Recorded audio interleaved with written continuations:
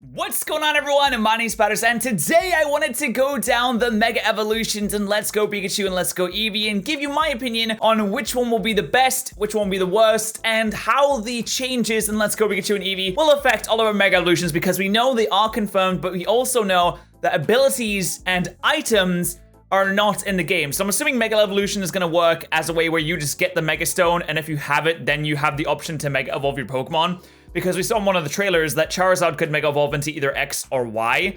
So I feel like that's how that's going to work in terms of that. But these are all of the Kanto Mega Evolutions right here. There are a few of them, and of course, Mewtwo. I'm not really going to count Mewtwo as part of the best or worst scenario, because we already know that Mewtwo, it would win anyway. Obviously, it's way stronger than pretty much anything else we could field here, so we're not going to count that as part of the best or worst. Mewtwo, incredible anyway, and it doesn't really lose much by losing its abilities. But what I want you guys to let me know in the comments section below is, which is your favorite Kanto Mega Evolution? Now, I have a favorite here, and it's gonna hurt me to say this, but Venusaur won't be the best one, unfortunately. But let's go down each Mega Evolution individually and see what we can see. So first off, we have Mega Venusaur. Now, Mega Venusaur is losing a huge benefit by losing Thick Fat. It gains 2 additional weaknesses, essentially. Now it doesn't have that resistance to fire. It doesn't have that resistance to ice that makes the typings neutral. It just has 2 more weaknesses. So that is a huge hit to poor Mega Venusaur. Though it is still very bulky, it's not nearly as good as it once was, unfortunately. But it is still a very good Pokemon. It is actually my personal, almost favorite Mega Evolution. My favorite Mega Evolution is Mega Mawile. It's my favorite Kanto Mega Evolution. So it hurts me to say this, but Mega Venusaur has taken a huge hit, and Let's Go Pikachu and Eevee. Before I get super deep into this, I do want to say that Let's Go Pikachu and Eevee, we all know, are not going to be exactly difficult games. We know that, okay? We know that. And we also know that pretty much every Mega Evolution will be at least semi-viable during the main game. Who knows, maybe later on in the game it gets a lot more difficult because the opponents are using Mega Evolutions themselves. We don't know that yet. It'll just have to wait and see in terms of that. But you could probably use any of these and be all right in the main game. But if you want to do some battles with your friends, you know, you want to get into try to get some kind of like Gen 1 Let's Go Pikachu meta, try and figure something out to have a little bit of fun with competitive stats, and maybe we can get something going with that. We'll have to wait and see how things unfold. I'm just gonna try and run down things and see which one the best one would be if we were to go full competitive, right? Full competitive, never go full competitive. But we got Mega Venusaur there. Unfortunately, it does lose Thick Fat, and that makes it not as viable. Unfortunately, it has a lot more weaknesses, and it's really sad because I absolutely love Venusaur. But if we head on to Charizard, one of the fan favorites, we have Mega Charizard X and Mega Charizard Y. Now, in losing Tough Claws, that's a huge hit for Mega Charizard X. It doesn't hit nearly as hard without Tough Claws. But still, if you look at the stat distribution here, like, it's still fairly good. It's really defensively bulky. It can be run either physically or specially. Its speed tier is not the greatest speed tier in the world, but in Generation 1, there's not a huge amount of things that outspeed base 100s anyway, so decent speed tier here. It's not bad that it gets the Dragon typing, so it doesn't have that quad weakness to Rock anymore, which really helps it out. We have Mega Charizard Y. Now, Mega Charizard Y takes a little bit of a bigger hit here. So it still has that base 100 speed tier, which means that it gets outsped by like things like Aerodactyl just straight up like immediately. It has that 4 times weakness to Rock, which means it gets one-shotted by things, you know, fast Rock type users immediately, which there, I mean, in Generation 1, there aren't a huge amount of. But you have to take into account, like, we have things like the Alolan forms that are also going to be in Let's Go Pikachu and Eevee. So you have to take into account, you know, all the Alolan forms of, like, maybe Alolan Golem has a little bit of an easier time against Mega Charizard Y than it does against X. Because of the fact that Mega Charizard Y doesn't get Drought, it also doesn't get that Turn 1 Solar Beam, which means all the Rock Ground types of Generation 1, of which there are a few, have so much of an easier time. It is a really big hit that Mega Charizard Y doesn't have Drought anymore. I mean, you look at that special attack stat and you're like, yeah, but you don't need it. You don't need Drought, but losing that turn 1 Solar Beam really hurts Y. And I think the X is generally going to be the better Mega Evolution to use here, because it doesn't have that quad weakness. It does gain that weakness to ground, and there are a lot of good ground type users, but still, like, losing that Drought, it's a big hit. And Tough Claws, while it still sucks, that we don't have anymore doesn't make Charizard X kind of unviable. It can still probably run Dragon Dance. Of course, we don't know what the move sets are going to be like. We don't know how the move tours are going to work and all of that stuff, and egg moves and breeding. I have no idea how that's going to work. So potentially we could see a total change up in the move sets. You know, maybe Charizard for some reason doesn't get Dragon Dance in Pikachu and Eevee. Maybe it doesn't get Roost, something like that. But as it stands right now, I'd say X is a little bit more viable. Now we move on to Blastoise, and Blastoise, again, a huge hit for losing the poor Mega Launcher ability.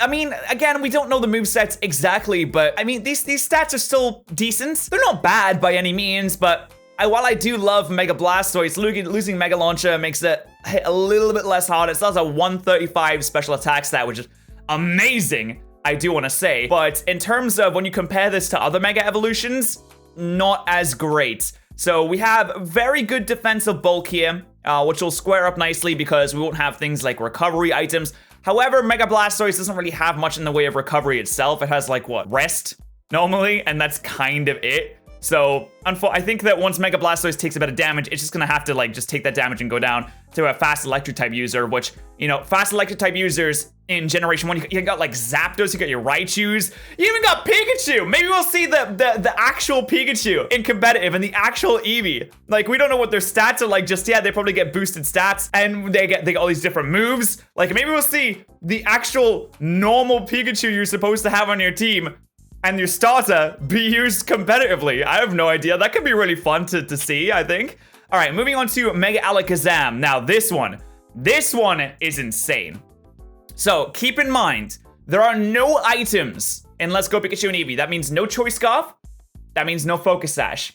Which means a lot of the kind of counters to really fast, really hard hitters like Mega Alakazam just immediately disappear. So, and of course, Mega Alakazam, you know Psychic types dominated Generation 1 way back in the day. Psychic types are still dominating Kanto right now. Mewtwo, we'll not talk about Mewtwo because we already know Mewtwo is insane. But Mega Alakazam, it loses Trace, which isn't a huge hit to it. While we all know that Trace is a good ability, it doesn't really affect its ability to do what it does best anyway. So you could still pretty much one-shot a huge amount of things. It's got a really good move pool, though, of course, we don't know the move pool of Let's Go Pikachu and Eevee. Super good move pool. Psychic Stab is insanely good in Generation 1 due to the lack of Dark types. In terms of Dark types, you have, like, Alolan Persian, Alolan Raticate.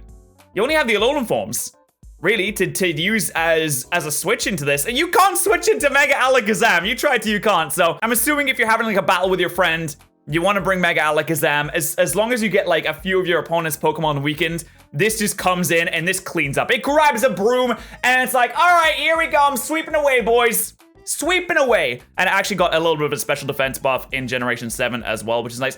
150 base speed. That speed ties with Mega Aerodactyl, but I'm pretty sure after that, it outspeeds everything. It outspeeds everything in Generation 1. Nothing is gonna be going up against this. And it speed ties Mega Aerodactyl too, so not even Aerodactyl is gonna be guaranteed to outspeed it. But then we have Mega Ginga. It does lose Shadow Tag, which is one of like the greatest abilities of all time. And it does have a little bit less special attack, has a little bit less speed. Essentially, Mega Alakazam will be dominating this thing pretty much no matter what. But as it stands like by itself, Mega Ginga is not a bad Pokemon by any means. It's a very good Pokemon. It's a very good Mega Evolution. Has a pretty decent move pool, though it does just get straight up destroyed by, you know, fast Psychic types. You got your Mewtwo's, you got your Alakazams that are just gonna come in and absolutely annihilate this. But again, there are no Choice Scarfs, and there are no Focus Sashes. So while you're still gonna be outspeeding the majority of things in the game, you can still outspeed and pretty much one-shot with that huge 170 special attack stat. So I wouldn't say that Mega Gengar is exactly counted out just for not having Shadow Tag. I still think that it's definitely viable, considering you just outspeed and destroy things really, really easily with this thing. And we move on to Kangaskhan, and yeah, losing Parental Bonds. Ooh, that is a big oof for Mega Kangaskhan. Its stats across the board are all right. It has decent bulk, it has some decent attack, it has a base 100 speed, but as a whole, I'd say Mega Kangaskhan is really feeling it from losing that Parental Bond. Really feeling it indeed. I don't see Mega Kangaskhan being all that good at all. In fact, I don't even know. You have so many better options. I don't know why you'd I could be wrong. Let me know if you disagree with me. Let me know in the comment section below. I don't know why you'd run this over, you know, other Mega Evolutions that you can get. And then we have Mega Pincer, which again, Big oof, losing the Aerialate. That sucks. That is so bad for Mega Pincer, unfortunately, and it doesn't get the Moxie boost before it Mega Evolves either, sadly, but it could be okay. It still has a really, really big attack stat. It can run things like X-Scissor. That's kind of it. It can't run Stab Return anymore. It can't run Aerially boosted Quick Attack, which is really unfortunate, so it loses so much. But Mega Pincer is still a decent Pokemon by itself, still pretty speedy. It's still a little bit bulky too. Its HP isn't great, but it has 120 defense, so that's not even bad by itself. I would say that Mega Pincer is probably on the lower end in terms of good Pokemon here. Now, Mega Gyarados is going to be super important, I think. So Mega Gyarados straight up gets the Dark typing, which is something that not a whole lot of Generation 1 Pokemon get. So if you're going to run a Mega Evolution, I would really consider Gyarados. I think it's going to be absolutely fantastic. It's super duper bulky, and no one's getting recovery anyway, apart from recovery moves that you can use on themselves. You get Ladidance, you get to set up, and you do get that amazing Dark typing in Generation 1. Super, super vital to stop those Psychic types from sweeping you, like the Alakazam. Really good counter to that. 155 attack, and it doesn't really lose a huge amount by losing its Mold Breaker, considering there are no abilities anyway, so you can still Earthquake things that have Levitate in Generation 1, which are, I'm not really grabbing anything out of the sky right now. You can still one-shot Sturdy Mons because they're not going to have Sturdy, so losing Mold Breaker doesn't affect this thing at all because everyone has Mold Breaker essentially, because there are no abilities anyway. So this thing is an absolute powerhouse, super, super bulky. I think this is going to be one of the top tier. Generation 1, Let's Go Pikachu, and Eevee Mega Evolution. It's so, so, so good still, even without its ability, because it doesn't need it. And then we have Aerodactyl. Like I said before, it does speed tie with Alakazam, which is really good. However, it does lose its Tough Claws, which is a big hit. And also, Mega Aerodactyl's moveset has not really been amazing. Its Flying type stab is really limited to like things like Wing Attack and Aerial Ace, which is really unfortunate. Its attack stat is still fairly good. However, like I said, losing its Tough Claws makes it a lot less viable. And there are a lot of rock types in Generation 1 that just kind of like shut it down immediately. You got your Alolan Golem that can switch in this thing. I mean, you can run Earthquake, which is pretty nice. You can run an Earthquake on this thing to counter things like rock types and electric types.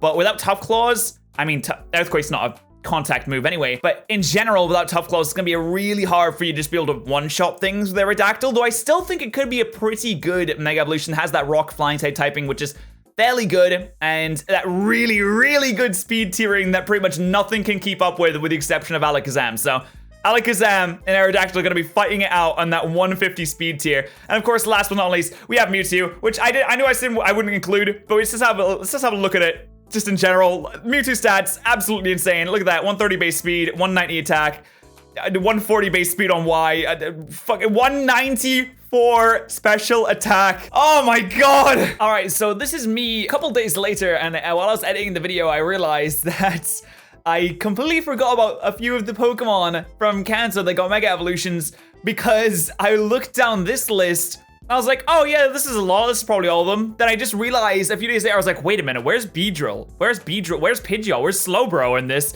So I completely forgot that these Pokemon got Mega Evolution, but we can look at them now. So actually, I do think that Beedrill is pretty decent here in Let's Go Pikachu and Eevee, because of the fact that while it does lose a lot by losing its adaptability, it makes it a lot less potent. It does have a fairly good moveset, at least in Generation 7, though unfortunately it does not get a Mega Horn for some reason. I don't know why. It does get Poison Jab, and I'm fairly sure it would get X-Scissor if they have the TM for that in the game, which they should do, I believe. And it also gets Fell Stinger, which can be really, really good as kind of like a late game sweeper. So it has this really good speed tiering at 145, incredibly good. Only a few things are going to be outspeeding this, like the Alakazam and the Aerodactyl. And 150, even without adaptability, 150 attack is going to be doing insane damage to anything. So that's pretty good. I do think that Beedrill is going to be one of the better ones, even though usually Beedrill isn't fantastic, but due to the lack of things like Choice Scarfers, it makes Beedrill a lot more viable here. So that's kind of nice.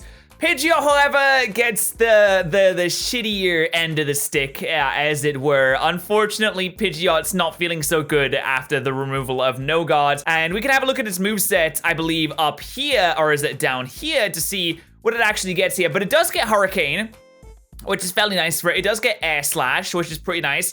It does have a decent moveset, but it loses that No Guard Hurricane, which is huge. It is so, I cannot state enough how huge losing that No God Hurricane is. It's really sad. And its move pool wasn't fantastic to begin with either.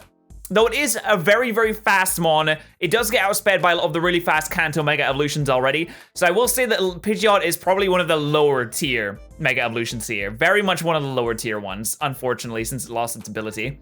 And then we have Mega Slowbro. Now, if you look at Mega Slowbro's stats, in fact, let's have a look at it right now. Oh my goodness! What is this? They put almost all of it into defense. They didn't even give him more special defense. They just put all of it into defense. And then they have special attack, which is 130 now. Mega Slowbro is insane in this format. I will just say that right now. Mega Slowbro is absolutely insane. If you have a look at its moveset right here, it gets like, I mean, I'm sure it get like, yeah, it gets the Combine TM. Like, I'm sure all of the TMs or like the majority of the TMs will still be in the game. So you'll still have access to the Combine TM. It gets things like Slack Off, so that's recovery. It gets Amnesia by level up, even if we don't get the Calm Mind TM. And the Water and Psychic Stab is absolutely incredible. Its ability, all it's losing here, all it's losing is a protection from critical hits. Which, I mean, a protection from critical hits is good, but against any physical Pokemon, any physically attacking Pokemon, this thing is walling for days, centuries. And you have to have some kind of special attacker, some strong special attacker. So this thing can come in late game and it can set up Calm Mind to sweep. You know, if you want to do some kind of like semi-viable Gen 1 competitive, which I think could be really fun, honestly. But it has 130 special attack. Like, this thing is, Mega Slowbro is actually looking really solid here, especially with how powerful Psychic types are in the Gen 1 kind of Kanto era games. Like, this moveset, while it's pretty restrictive here, it's still very, very, very good. Especially with, like, Surf and maybe, like, Scald, something like that. Looking really nice. So that is all of the Mega Evolutions right there. This thing is absolutely insane. So, in terms of what do I think are going to be the best and the worst? All right, so first off, I think this is probably pretty obvious in terms of how I was speaking before. But I think the best Mega Evolution that you might want to use if you're battling your friends or if you just want the best Pokemon you can get in Let's Go Pikachu and Eevee is going to be Alakazam. If we're not counting Mewtwo. Because obviously Mewtwo is the best, but if we're not counting Mewtwo or Legendaries, Alakazam is the way to go. This thing is an absolute powerhouse. No choice scoffers to deal with it. Very few Sucker Punch users. Very few priority users in general that can just take this thing down in one hit, even though it is very physically frail. Amazing speed tiering. Amazing special attack, really good moveset. Like, this thing is an absolute powerhouse. I think that this is probably the best one you can get. You know, it doesn't get really affected by losing its ability because, I mean, what you trace an ability, but you're not gonna get anything from that anyway.